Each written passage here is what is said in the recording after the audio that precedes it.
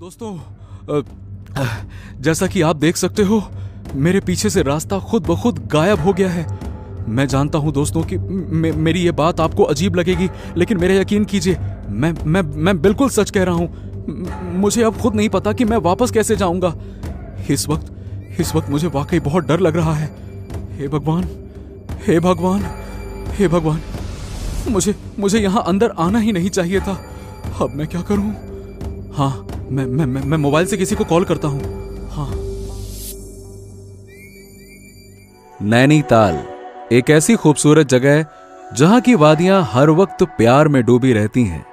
देश विदेश से लोग यहां पे सैर करने के लिए आते हैं ताकि वो अपने साथ कुछ प्यारी यादें ले जा सकें। आर्यन, जो कि 22 साल का एक युवा लड़का था, छुट्टियां मनाने नैनीताल पहुंचा। आर्यन दरअसल एक व्लॉगर था। जगह जगह घूमना और उसे शूट करके यूट्यूब पे डालना उसका शौक भी था और पेशा भी। हेलो दोस्तों, मैं इस वक्त हूं इंडिया के सबसे खूबसूरत शहरों में से एक नैनीताल में, और मैं आपको बता नहीं सकता कि यह शहर कितना सुंदर है। आप खुद एक बार मेरे कैमरे की नजर से इस जगह का नजारा देखकर अंदाजा लगा लीजिए। रुको मैं दिखाता हूं। ये देखो, ओए होए होए होए होए। और हाँ, उधर उस पहाड़ के पीछे एक घना जंगल है। अगले एपिसोड में मैं उस जंगल के अंदर जाकर आपको लाइव दिखाने वाला हूं। तब तक के लिए गुड बाय, टेक केयर। हो, चलो आज का एपिसोड तो शूट हो गया। अब उस पहाड़ के पीछे के जंगल को कल शूट कर लूंगा। एक्चुअली क्यों ना उसे आज ही शूट कर लूं तो? हाँ, चलो let's move. Wow, just wow wow wow wow. आज तो बहुत मजा आने वाला है। अमेजिंग। चलो, अच्छी बात यह कि आसपास कोई भी नहीं है, तो शूटिंग में कोई भी डिस्टर्ब नहीं करेगा। चलो अंदर चलते हैं। वेल दोस्तों, ये है वो घना जंगल जिसके बारे में मैंने आपको लास्ट एपिसोड में बताया था। और मैं जैसे जैसे अंदर जा रहा हूं, सूरज की रोशनी कम होती जा रही है और अंधेरा पड़ता जा रहा है। मैं धीरे धीरे आगे। ये क्या है? अरे बाप रे, बच गए। ये तो काला नाग लग रहा है। वाह, इतने नजदीक से मैंने ब्लैक कोबरा को कभी भी नहीं देखा है। आप खुद ही देख सकते हो इस कैमरे में। आर्यन अपने कैमरे से पूरे जंगल में घूम घूम कर शूट करने लगा। वैसे तो जंगल में कई लोग आते ताकि वो कुछ खूबसूरत पलों को कैद करके लौट सकें, लेकिन कभी कभी लौटना कुछ लोगों की किस्मत में नहीं होता। चलते चलते आर्यन की नजर अचानक से बाएं तरफ जाती है, एक कच्ची सड़क पर, जो कि बहुत ही पतली थी। उस सड़क से कोई जा न सके, इसके लिए उस रास्ते को कांटेदार तार से घेर दिया गया था। आर्यन उत्सुकतावश उस रास्ते के पास गया। अब ये रास्ता कहां जाता है और ये कांटे लगाकर इस रास्ते को बंद क्यों कर दिया गया? आर्यन ये सोच ही रहा था कि उसकी नजर पेड़ पर लटके एक टूटे हुए साइन बोर्ड पर गई। उस बोर्ड पर बहुत धूल जमी पड़ी थी। आर्यन ने फूंक मारकर धूल को साफ किया। बोर्ड पर लिखे शब्द दिखने लगे। आर्यन उस बोर्ड पर लिखे शब्दों को पढ़ता है। वाह, अच्छा, अंदर खतरा है। इस रास्ते से अंदर जाना सख्त मना है। अंदर जंगली जानवरों से जान का खतरा है। कृपया इस जगह से दूर रहें।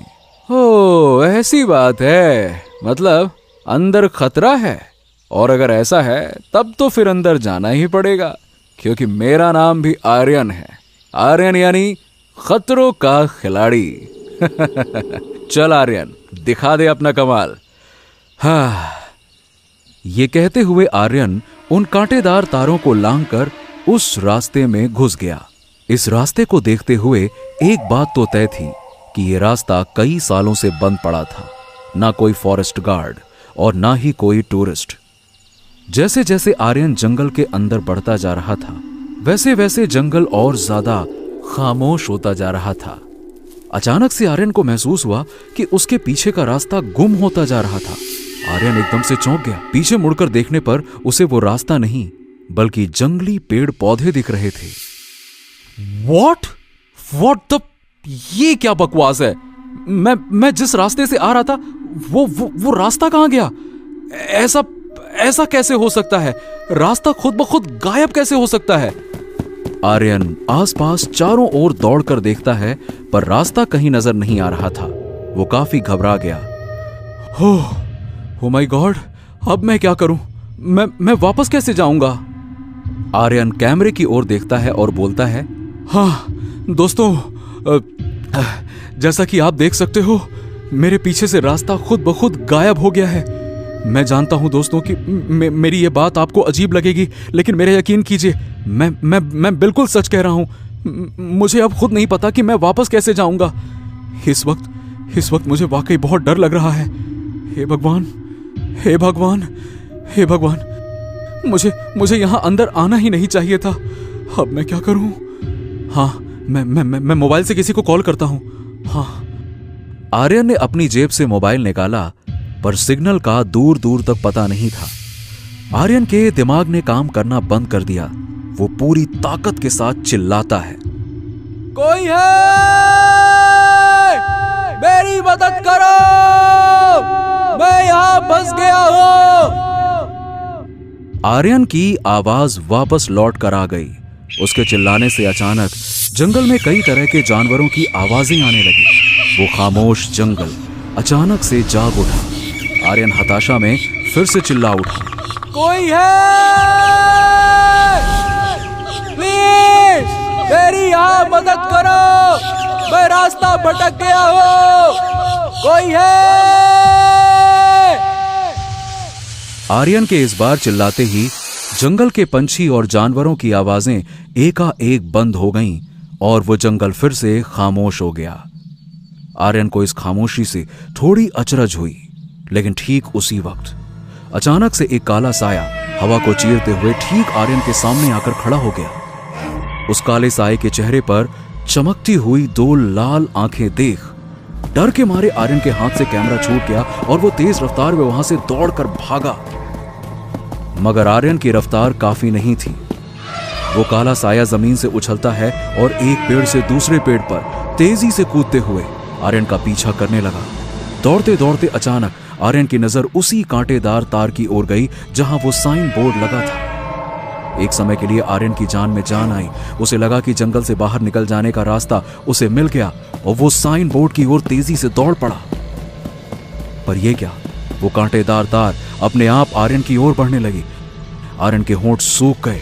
आर्यन डर के फिर से जंगल की ओर पलटकर भागने लगा।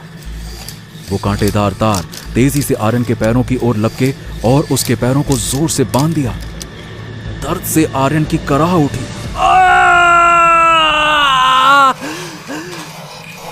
ये सब उस काले साये की शक्ति से हो रहा था। घिसटाते हुए कांटेदार तारों ने आर्यन को एक पेड़ से बांध दिया। आर्यन पूरी तरह से बेबस हो चुका था। काला साया ठीक उसके सामने आकर खड़ा हो गया। काले साये ने गुर्राते हुए भारी आवाज में कहा, यहां पर क्यों आए हो? अब तुम्हें मरना ही होगा। आर्यन गिड़गिड़ाने लगा, देखो, आई डोंट नो, मतलब मैं नहीं जानता कि तुम कौन हो, लेकिन प्लीज मुझे छोड़ दो। आखिर मेरी उम्र ही क्या है? प्लीज मुझे छोड़ दो। मैं यहाँ कभी वापस नहीं आऊंगा। प्लीज मुझे छोड़ दो। उस काले साये ने धीरे से अपने दोनों हाथ ऊपर उठाए और फिर एकदम से नीचे झटक दिया। कांटेदार तार आर्यन के बदन के अंदर तेजी से धंसते गए और देखते ही देखते आर्यन का बदन दो टुकड़ों में कटकर जमीन पर गिर गया। आर्यन की आखिरी चीख उठी और फिर जंगल ऐसा खामोश हुआ मानो दुनिया के नक्शे पर उस जंगल का नामो निशान भी ना हो। काठ गोदाम रेलवे स्टेशन के बाहर देविका, उसकी सहेली लीला और उसका बॉस नारायण टैक्सी का इंतजार कर रहे थे। देविका के पास दो बैग थे। देविका, तुम्हारी जिद की वजह से ही हमें इतनी दूर आने के लिए फ्लाइट की जगह ट्रेन में आना पड़ा। आई डोंट नो, तुम हमेशा ट्रेन से ही सफर क्यों करती हो? अब इनको कैसे समझाऊं कि अपने सीक्रेट गैजेट्स को एयरपोर्ट सिक्योरिटी से बचाना कितना मुश्किल काम है। कुछ नहीं सर, वो एक्चुअली मुझे एरोफोबिया है ना, फ्लाइट के अंदर चक्कर आने लगते हैं, इसलिए मेरे लिए ट्रेन ही ठीक रहेगी। और मुझे पहाड़ों में चक्कर आने लगते हैं। ओह अच्छा, एक बात बताओ देविका, एक दिन के रहने के लिए ये दो बैग लाने की क्या जरूरत थी भाई? सर, इसके एक बैग में तो बस मेकअप का ही सामान है। ओह कम ऑन लीला, कुछ भी मत बोलो, जैसे कि तुम मेकअप करती ही नहीं हो। Okay okay okay okay, cool down, तुम दोनों लड़ो मत। और ये ड्राइवर कहाँ मर गया, कहाँ? हाँ वो रहा। देविका, लीला और उसका बॉस नारायण स्टेशन से नैनीताल के लिए रवाना हो गए। कार के अंदर बैठते ही देविका गहरी सोच में डूबी हुई थी। वैसे तो नैनीताल देविका पहली बार आई थी, लेकिन उसे बार बार ऐसा लग रहा था कि इस जगह से या तो उसका कोई पुराना नाता है या कोई नाता जुड़ने वाला है।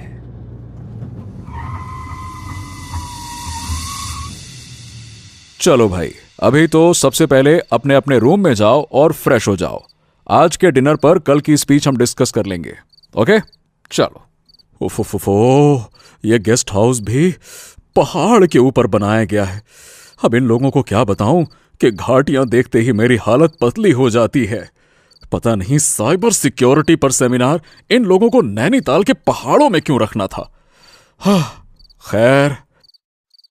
देविका अपने कमरे में घुसते ही कमरे का दरवाजा झट से बंद कर लेती है और अपना एक बैग खोलती है।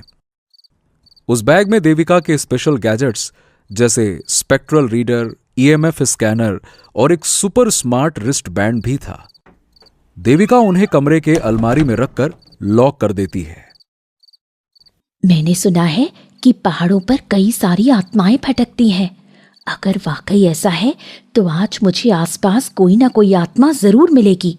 अंधेरे में ये गैजेट्स किसी भटकती हुई आत्मा को जरूर ढूंढ लेंगे। ये कहते हुए देविका शावर लेने बाथरूम में चली गई। सूरज पहाड़ों के पीछे ढल चुका था और अंधेरा धीरे धीरे वादियों में पसर रहा था। गेस्ट हाउस के पीछे से एक पतला दरवाजा धीरे से खुलता है। देविका बिना कोई आवाज किए बाहर निकलती है।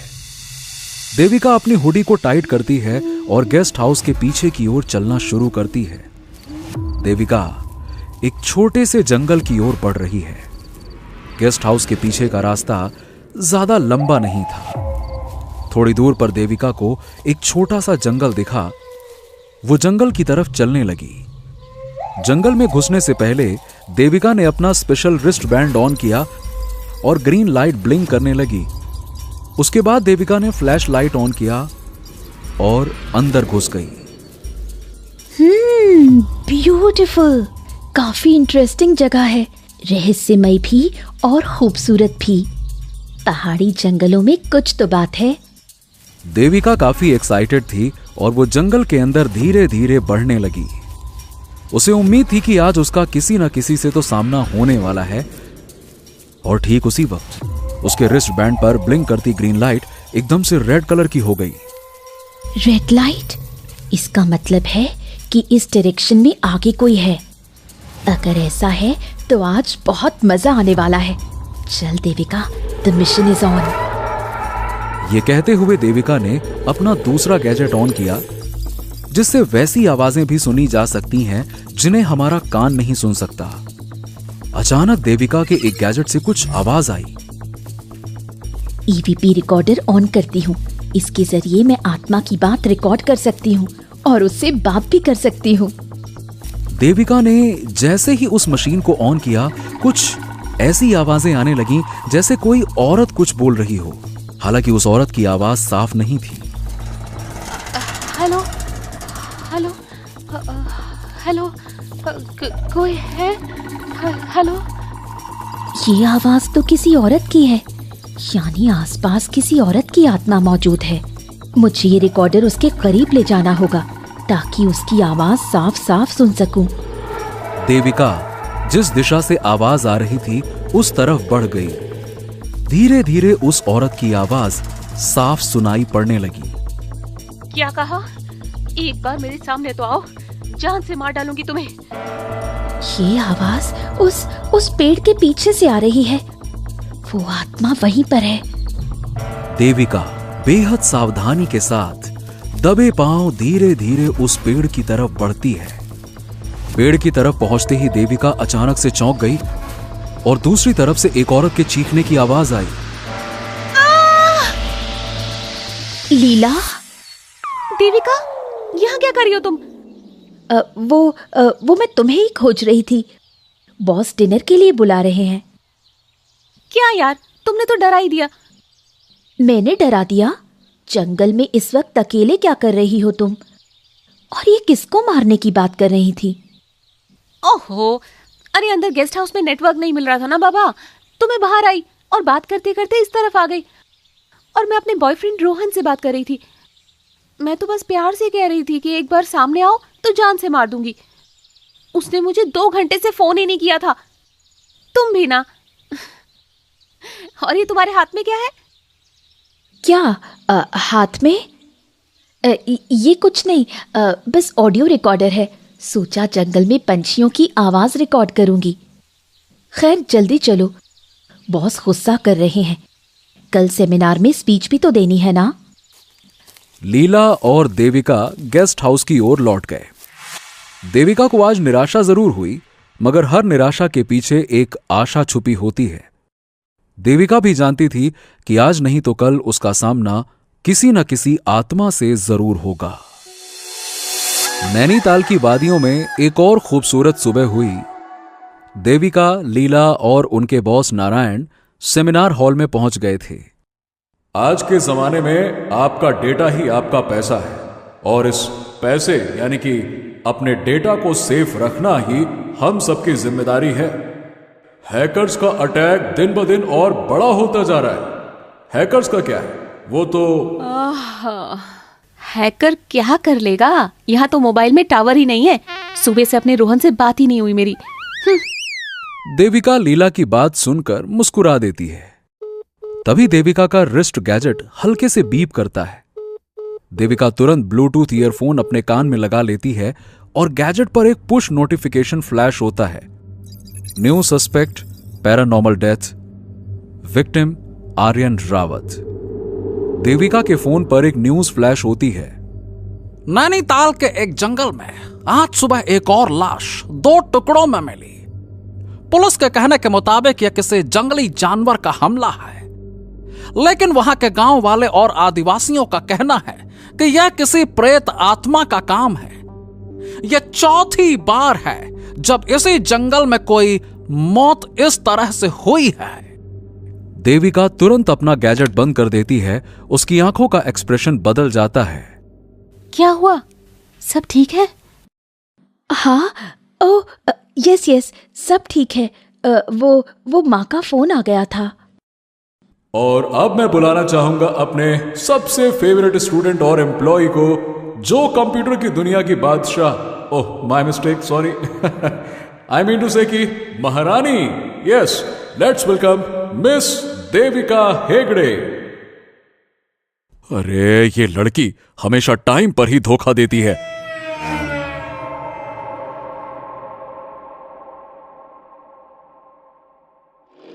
इधर देविका तेजी से जीपीएस को फॉलो करते हुए उस जंगल की ओर बढ़ रही थी जहां आर्यन की दर्दनाक मौत हुई थी। देविका को मन ही मन ये यकीन था कि आर्यन को किसी जंगली जानवर ने नहीं बल्कि किसी भयानक आत्मा ने मारा है।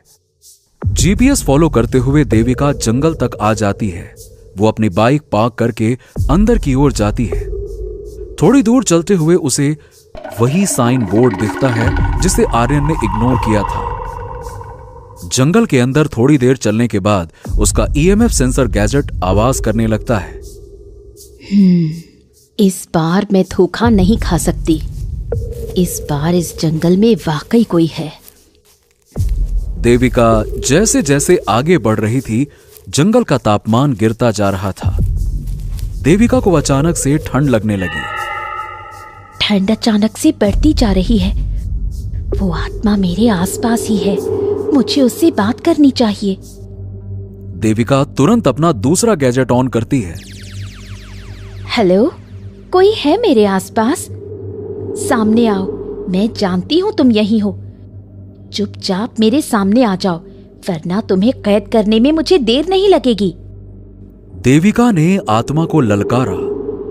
थोड़ी देर के लिए एकदम खामोशी छा गई और फिर देविका के गैजेट से एक भारी गुर्राती हुई आवाज आई।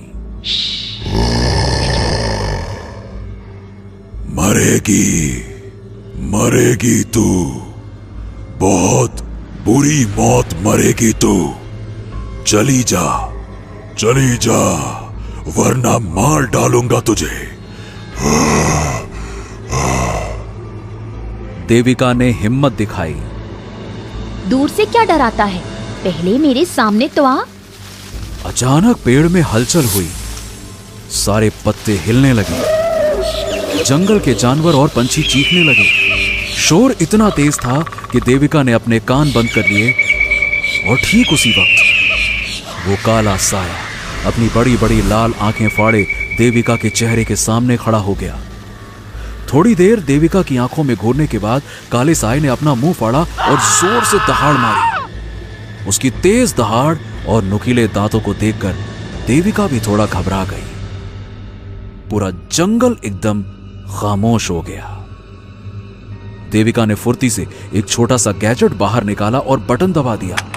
गैजेट से एक बिजली निकली और सीधा उस काले साये से टकराई। काला साया बिजली के झटके से टकराकर दूर गिर गया। सीधे तरीके से मान जाओ, वरना मेरे पास और भी तरीके हैं। ये कहते हुए देविका ने अपना ब्रह्मास्त्र यानी कि आत्मा को कैद करने वाली मशीन निकाली और बटन दबा दिया। मशीन से लेजर लाइट काले साये की ओर निकली, पर इससे पहले कि वो लेजर लाइट काले साये को कैद कर पाती, वो उछलकर देविका के पास आ गया और एक झटके में उसकी मशीन को चकनाचूर कर दिया। देविका को काले साये की शक्ति पर यकीन ही नहीं हुआ। अब बारी काले साये की थी। उसने इशारा किया और कटीले तारों ने देविका को पेड़ से बांध दिया। मरने के लिए तैयार हो जाओ। देविका ने हार मानते हुए अपनी आंखें बंद कर ली। देविका की सांसें तेजी से चल रही थीं। काले साये ने अपने दोनों हाथों को उठाया और आखिरी वार करने को तैयार हो गया, पर तभी पत्तों के खड़खड़ाने की आवाज आई। काले साये ने चौंक कर इधर उधर देखा तो दूर अंधेरे में कोई खड़ा था। देविका ने भी अपनी आंखें खोली और एकटक देखने लगी। हल्के अंधेरे में से एक आदमी बाहर आया और उजाले में आकर खड़ा हो गया। वो शख्स कोई और नहीं बल्कि देव था। देविका देव को देखकर हैरान हो गई। तुम जो कोई भी हो, इसे छोड़ दो। तुम चाहो तो इस लड़की के बदले मुझे मार सकते हो। काले साये की भयानक आंखें चमक उठी। वो एकदम से देव की ओर झपटा। देव पहले से चौकन्ना था। उसने फुर्ती से अपना फैंटम कॉर्ड्स वाला पेंडेंट काले साये के ठीक सामने रख दिया। वो पेंडेंट बहुत तेजी से चमकने लगा। काले साये की लाल आंखें चौधियां गईं। उसकी सारी शक्तियां उस पेंडेंट के सामने शिथिल पड़ गईं। वो अब पूरी तरह से सम्मोहित हो चुका था। देव पहले देविका की ओर जाता है और उसके बंधन खोलता है। तुम ठीक हो? देविका को इस अजनबी फरिश्ते के बारे में कुछ नहीं पता था। वो बस उसे टकटकी लगाए देखती रही और अपना सिर हिला दिया। देव उस काले साये के पास आया। कौन हो तुम? अपने बारे में बताओ। वो काला साया अपने असली रूप में आया। मेरा नाम रतनलाल है। किसी जमाने में मैं पास के गांव में अपने छोटे से परिवार के साथ रहा करता था। बीवी बच्चों के साथ मेरी जिंदगी बड़े आराम से चल रही थी। बहुत ही साधारण जीवन जी रहे थे हम लोग। पर जो भी था, हम अपने जीवन में खुश थे। मैं अक्सर इस जंगल में आया करता था लकड़ी काटने के लिए, और उसी लकड़ी से हमारे घर का चूल्हा जलता था। सब कुछ ठीक चल रहा था कि एक दिन जाने कहां से दो मनहूस इस जंगल में आए। मुझे पता चला कि वो दोनों शिकारी थे। रात में वो चुपके से भालू का शिकार करते और उसे तस्करों के हाथों बेच देते। मैंने ये बात गांव वालों को बताई, पर डर के मारे कोई भी आगे नहीं आया, क्योंकि उनके पास बंदूकें थीं। हम इस जंगल को अपनी मां मानते हैं और यहां के पशु पक्षियों को अपने परिवार की तरह ही मानते हैं, और ऐसे में अगर हम इनकी रक्षा नहीं करेंगे तो और कौन करेगा? फिर क्या था, एक दिन मैं उनके सामने सीना तान कर खड़ा हो गया और कहा कि यहां से लौट जाओ अपने शहर, वरना मुझसे बुरा कोई नहीं होगा। जवान था और सीधा साधा भी। दुनिया कितनी जालिम है ये मैं समझ नहीं पाया। वो निहत्थे होते तो अकेला लड़ जाता उनसे, पर उनके पास बड़ी बड़ी बंदूकें थी। एक गोली आई और मेरे पैर पर लगी। मैं लहूलुहान होकर नीचे गिर गया। उन्होंने मुझे घसीटकर पेड़ से बांध दिया और बहुत मारा, बहुत। मैं भीख मांगता रहा, मैं दर्द से चिल्लाता रहा, रहम की भीख मांगता रहा कि मुझे छोड़ दो, छोड़ दो। अपने बीवी और बच्चों की दुहाई भी दी, लेकिन उन लोगों ने मेरी एक भी नहीं सुनी। उनके पास एक तलवार भी थी। उस तलवार से उन्होंने मुझे काट कर वहीं मार डाला। 3 दिन तक मेरी लाश 2 टुकड़ों में वहीं पड़ी रही। बाद में मेरी लाश को जंगली जानवर घसीट कर ले गए। पुलिस कहती रही कि मुझे किसी जंगली जानवर ने मारा है, पर गांव वालों को एहसास था कि मुझे किसने मारा है। किसी ने कुछ नहीं कहा। सब शांत रहे और मैं प्रेत बनकर इस जंगल में भटकता रहा। तब से यहां जो भी आता है उसे शिकारी समझकर मैं मार डालता हूं।